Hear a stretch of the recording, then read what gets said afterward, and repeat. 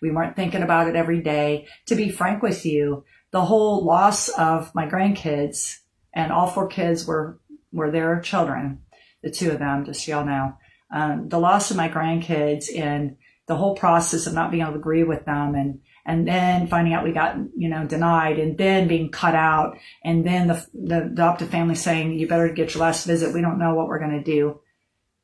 All of that ongoing. And then, it got better. We've gotten to visit them. We've been allowed to visit them. At times, it's been times, some communication, able to send gifts and things like that, but not being grandma and grandpa.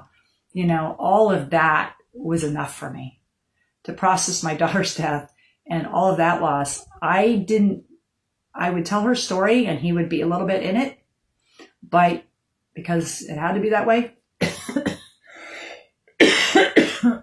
But I was just like, I've cut enough on my plate to process and work through and try to keep my head above water, that I don't need to focus on him. Okay, here's some emotions. So, when you first see, back when he got caught, they had it in the paper of that county, a couple of women that knew Heidi that I didn't know, but then, one of them later told me how much Heidi talked good about me.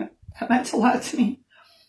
But 2 different women reached out to make sure we knew that he was caught.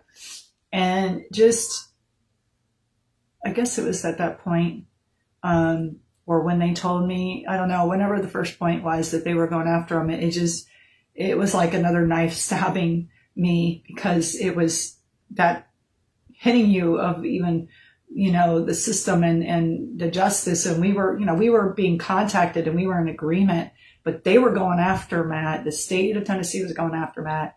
It wasn't directly us. Wasn't us hiring a lawyer.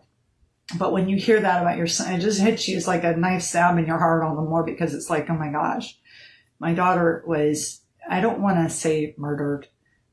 Others would say that. And I'm not saying it wasn't that, because I don't know how intentional, but it was definitely intentional. But he bought it and he gave it to her and he knew the dangers of it. I'm remembering that it just felt like a knife stabbing my heart when that fact was said. It's like, you think you'd just be like, oh God, justice.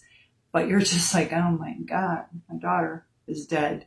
And she was totally unnecessarily killed, and it just hit me.